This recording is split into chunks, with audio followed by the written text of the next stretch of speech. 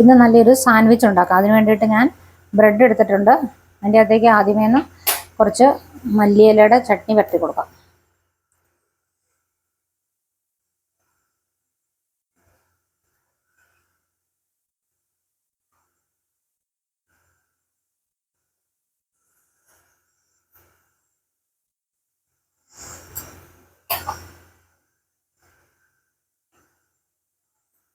Butter ചേർത്ത് കൊടുക്കാം.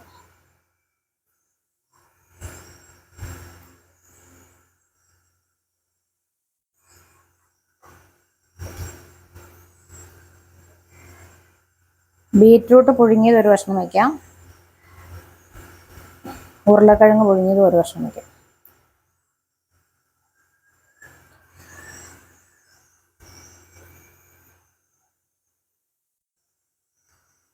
പിന്നെ അതിൻ്റെ അകത്തേക്ക് കുറച്ച് കുക്കുംബർ കട്ട് ചെയ്ത് വയ്ക്കാം. ഉള്ളി ഒരു കഷ്ണം വയ്ക്കാം. ടൊമാറ്റോ, അടുത്ത ബ്രെഡ് എടുത്തിട്ട് അതിലും മല്ലിയില ചട്നി പുരട്ടാം.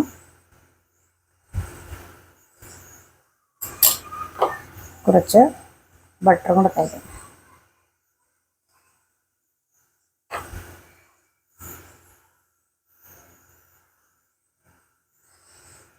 നമുക്കൊന്ന് റോസ്റ്റ് ചെയ്തെടുക്കാം.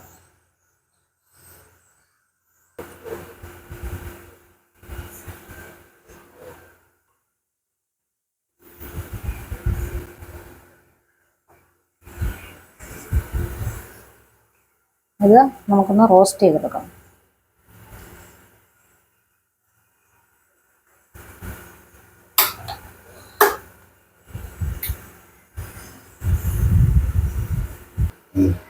സാൻഡ്വിച്ച് റെഡിയായി.